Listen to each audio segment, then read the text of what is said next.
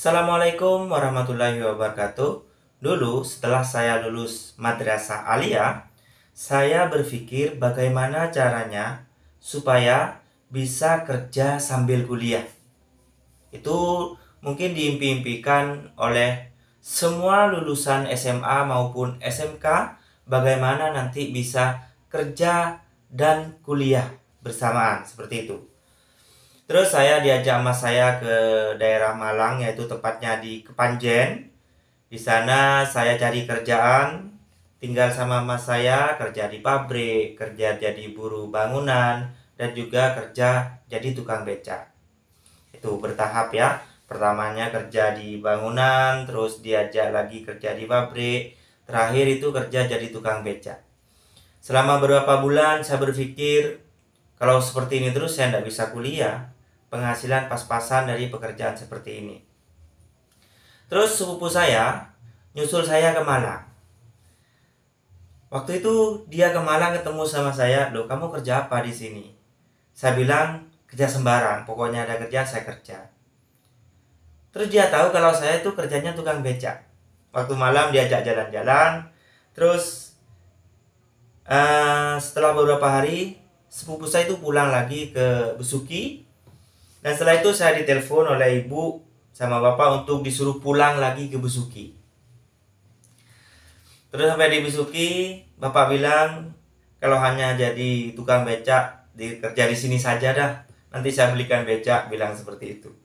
Itu udah apa-apa, itu namanya proses ya. Terus ibu waktu itu bilang, ini yang saya masih ingat, mumpung ibu masih ada, mumpung ibu masih kuat untuk mencari nafkah, kamu harus kuliah. Bilang seperti itu. Oh ya, saya di Malang waktu itu selama sekitar 1 tahun lebih ya. Dan pulang ke rumah Besuki dan ibu bilang seperti itu, mumpung ibu masih ada, mumpung ibu masih bisa mencari nafkah, masih punya tenaga, kamu harus kuliah. Itu yang membuat semangat saya langsung dek seperti itu. Dek itu istilahnya semangatnya langsung tinggi seperti itu. Saya bilang, mau kuliah di mana bu? Terserah kamu. Terus saya memilih kampus di Malang, yaitu rencananya mau ambil D1, diplomat 1 itu perkuliahannya selama 1 tahun. Saya berpikir mungkin tidak akan banyak biaya yang dikeluarkan kalau hanya 1 tahun. Ibu setuju. Terus setelah sampai di Malang saya kuliah seperti biasa, kiriman masih lancar ya.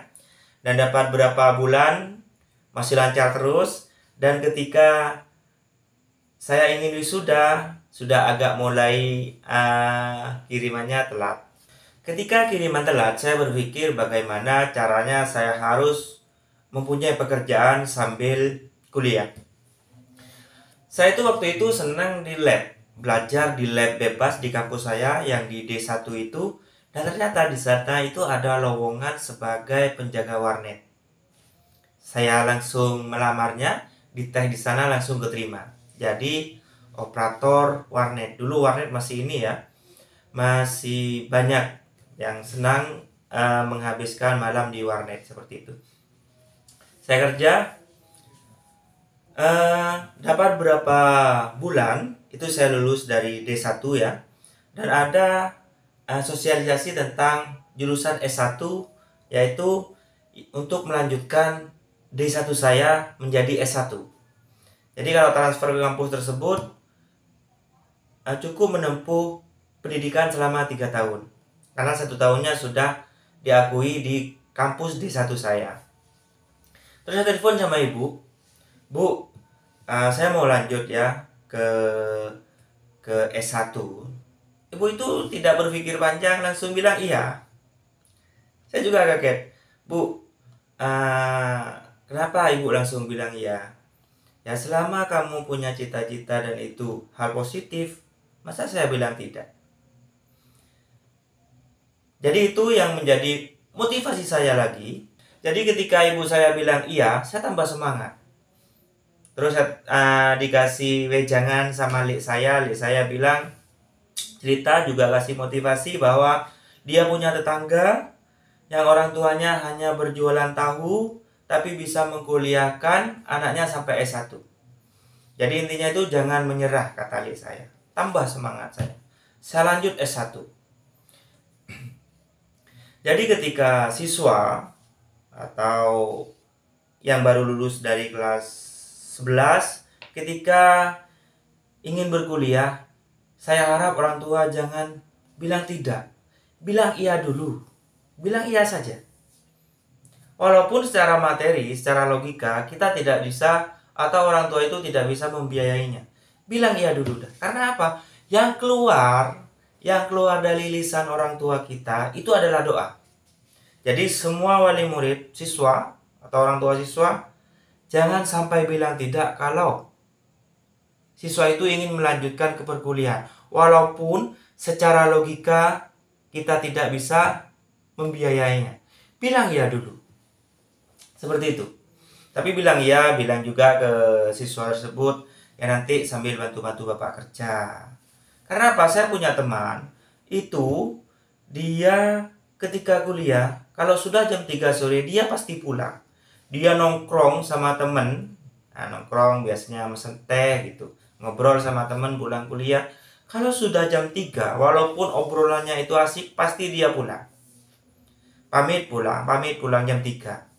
Setelah saya tanya, ternyata dia itu ngarit rumput untuk dikasih pakan ke sapi. Karena dia itu beternak sapi atau nguan sape bahasa Maduranya. Nguan sape itu untuk biaya dia kuliah. Seperti itu terus. Sampai akhirnya dia lulus itu, ya dari nguan sape itu. Dari ngembala sapi tersebut, dia sampai bisa membiayai perkuliahannya sampai S1.